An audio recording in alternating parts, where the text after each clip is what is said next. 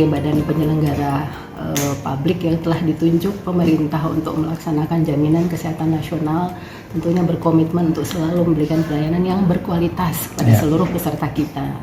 Nah, salah satu yang dilakukan, upaya yang dilakukan oleh BPJS Kesehatan dalam upaya meningkatkan mutu pelayanan kita kepada peserta adalah pemanfaatan aplikasi fingerprint atau aplikasi sidik jari yang dimanfaatkan oleh peserta pada saat mendapatkan pelayanan di rumah sakit. Jadi aplikasi ini sebenarnya juga sudah kami koordinasikan dan komunikasikan juga dengan rumah sakit ya, sebagai pemberi pelayanan kesehatan memang langsung memberikan pelayanan kepada peserta kita. Manfaat dari aplikasi fingerprint ini, jadi kita sudah sosialisasi juga sehingga kita harapkan pemanfaatannya bisa dirasakan betul untuk memudahkan pelayanan di rumah sakit. Jadi manfaatnya dari sisi peserta, tentunya peserta kita bisa lebih cepat dilayani ya, jadi mendapatkan pelayanan yang lebih mudah juga karena menggunakan fingerprint atau sidik jari. Kemudian juga dari sisi eligibilitas, jadi memang yang perlu kita pastikan pada saat peserta mendapatkan pelayanan adalah yang mendapatkan pelayanan adalah peserta yang berhak. Nah ini juga harus dipastikan sejak awal ya, tentunya untuk mencegah peserta yang tidak berhak menggunakan hak orang lain ya, seperti itu. Jadi itu tujuan yang kedua. Tapi tentunya itu tadi tujuan jangka panjangnya yang memang sementara kita sementara dioptimalkan ya, mulai dari beberapa bulan yang lalu ya terkait aplikasi ini adalah kita sementara menyiapkan juga untuk ini fingerprint ini sebagai salah satu tahapan untuk implementasi ada namanya elektronik SEP.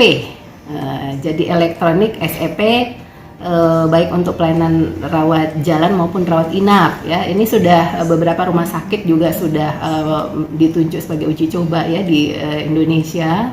Memang salah satu yang harus disiapkan adalah menggunakan fingerprint ini dengan implementasi nantinya kalau sudah berjalan dengan baik ya, juga sudah pesertanya menggunakan antrian online, kemudian menggunakan implementasi fingerprint, itu nantinya juga akan memudahkan dari sisi rumah sakit ya, jadi klaimnya juga nanti akan lebih cepat, lebih simple.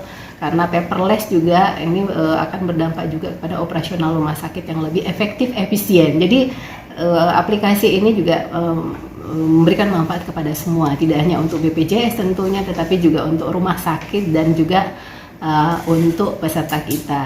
Begini Bu, Parahnya, coba lihat dulu. tapi di setiap itu ada kantor-kantornya masing-masing Bu, di misalnya Sidrap Iya, baru. ada. Jadi kantor cabang untuk wilayah Parepare karena kantor cabang kita ada di Parepare itu ada 6 kepala bidang. Yang hadir bersama saya, sekarang ini kan ada Kak Uni ya, kepala bidang pelayanan mutu layanan Paskes. Makanya Kak Uni kita panggilkan karena kita juga salah satu memang yang sekarang kita optimalkan juga bersama-sama dengan rumah sakit, sinergi bersama untuk memastikan mutu layanan kita berikan pada peserta itu semakin baik. Jadi ini bukan kerja sendiri, jadi kita sinergi. Kita sinergi.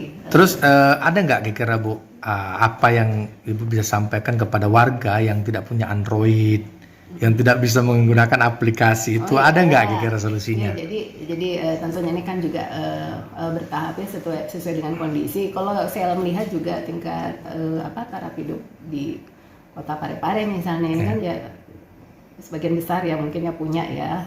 Tapi kalaupun ada masyarakat yang tidak memiliki fasilitas handphone yang support itu sudah disiapkan juga sebenarnya mekanisme yang lainnya ya, tetap namanya antrian online. Nanti pesertanya pada saat misalnya ke puskesmas atau ke rumah sakit itu ada disediakan alatnya ya, jadi seperti anjungan mobile ya. untuk mendaftar antrian online. Tapi Nanti dia harus tinggal antri di situ. ya tetap antri. Ya, harapan kita sih memang kalau support ya menggunakan mobile JKN. Ya, itu Karena kalau menggunakan mobile JKN Ya. pesertanya Ya. ya bisa antri Ya. di mana saja ya sambil tetap beraktivitas misalnya atau bahkan antri di rumah, karena melalui mobile JKN kan bisa mengetahui Bahwa- kapan saya akan dilayani, jam berapa gitu kan. Oke. Jadi bisa ke rumah sakit misalnya atau ke FKTP-nya pada saat sudah akan dilayani. Oke, Jadi karena iya. tujuan kita kan seperti itu, tidak terjadi penumpukan. karena beberapa kasus Iya, pernah terjadi. Ya? jadi tidak terjadi penumpukan di rumah sakit. Jadi kalau semua peserta misalnya antri yang support ya, Iya. yang support handphonenya antri misalnya di lokasinya masing-masing, itu dipastikan tidak akan terjadi penumpukan. Oke. Dan peserta juga bisa mengoptimalkan waktunya untuk yang lain. Oke, Kalau oke. daripada antri di berjam-jam misalnya di Iya. rumah sakit padahal belum tiba gilirannya, seperti Ya, itu. ya. BPJS ini kan telah berperan penting lah apa itu dengan pelayanan kesehatan. Itu berapa sih alokasi anggaran yang digunakan apa istilahnya yang selalu digelontorkan tuh ke beberapa tempat layanan rumah sakit setiap tahunnya, Bu? Oh, kalau di kita Untuk 2022 misalnya. untuk biayanya yang pasti kalau kita melihat cukup besar ya, miliar-miliar gitu ya. Puluhan miliar, Bu, Ya, ada ya? puluhan miliar. Tentunya sesuai dengan tagihan dari fasilitas kesehatan ya, karena kami iya. juga kan punya tanggung jawab pastinya untuk membayar klaim yang Iya. ada ya. Oke, terus tunggakan, Bu, ada banyak juga tunggakannya. Kalau tunggakan BPJS, Banyak orang mendaftar klaim, BPJS ya. Mandiri. Iya. Ya, kalau tunggakan peserta ini memang cukup banyak ya, angka pastinya saya mungkin nanti perlu Iya, lihat datanya. oke. Tetapi ini memang sangat perlu juga kami menghimbau kepada seluruh masyarakat atau peserta JKN, khususnya untuk segmen PBPU namanya. Jadi peserta pekerja bukan penerima upah, Iya. bukan bekerja, ini yang memang membayar iurannya sendiri ya, Iya. karena dianggap mampu ya untuk Iya. membayar iurannya sendiri. Jadi segmen ini kalau kita melihat memang cukup banyak yang menunggak. Betul. Cukup banyak yang menunggak. Nanti mereka kewalahan kalau kita Nah, menggunakan. ini kalau menunggak, kemudian tentunya yang menunggak kartunya tidak aktif dan pada saat membutuhkan pelayanan ini pastinya dia tidak bisa mengakses. Jadi harapannya memang tagihan itu peserta bisa bayarkan, ya, Oke. bayarkan teratur, tepat Betul. waktu sehingga menghindari kartunya tidak aktif ya. ya. Nah, seperti Bu. itu. Jadi sudah banyak channel juga sebenarnya ya. yang bisa digunakan untuk melakukan pembayaran, bahkan melalui mobile JKN juga. Oh gitu, Bisa, channel-channel ya, ada misalnya, channelnya.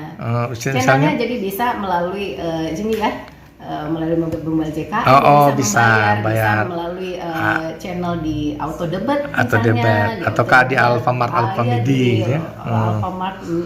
Maret misalnya. Bu, berapa daerah sih, Bu, yang kira-kira sudah kerjasama? Misalnya Kota Parepare kalau saya nggak salah dianggarkan 6 miliar atau berapa miliar gitu untuk marganya. Selain Parepare ada yang daerah lain yang Semua di sini kalau kita di balai kerja kita semua Pemda, Sidrap misalnya sudah? Ya, Sidrap juga ada ya, tentunya sesuai dengan kemampuan pemerintah Iya. daerah masing-masing ya. Ya. Eh, Baru Baru juga sudah, bahkan baru juga cukup banyak masyarakatnya yang ditanggung oleh pemerintah daerahnya melalui gitu. APBDP. Jadi Oh iya. 4 kabupaten kota kita cuma memang berbeda-beda ya sesuai dengan Jadi anggaran yang Parepare, disediakan. Sidrap, Baru Baru. dan Pinrang. Oh, semuanya. Pinrang juga. Oh, Pinrang sudah sama. sudah ada juga, Bu ya. Ya, Iya. meskipun memang Pinrang belum universal health coverage, insya Allah di tahun ini ya Oke. kita sudah koordinasi dengan pemerintah daerah. Iya. Komitmennya sudah luar biasa untuk semua pemerintah daerah. Ya, apa? Ya, kalau dari kami tentunya fasilitas kesehatan adalah mitra kami ya, mitra BPJS Kesehatan. Dan kita semuanya punya tanggung jawab untuk memastikan pelayanan yang didapatkan oleh peserta kita adalah pelayanan yang berkualitas. Ya. Ya, seperti yang saya sampaikan tadi, kita bersinergi, jadi harapannya fasilitas kesehatan juga berkomitmen penuh untuk memberikan pelayanan yang terbaik untuk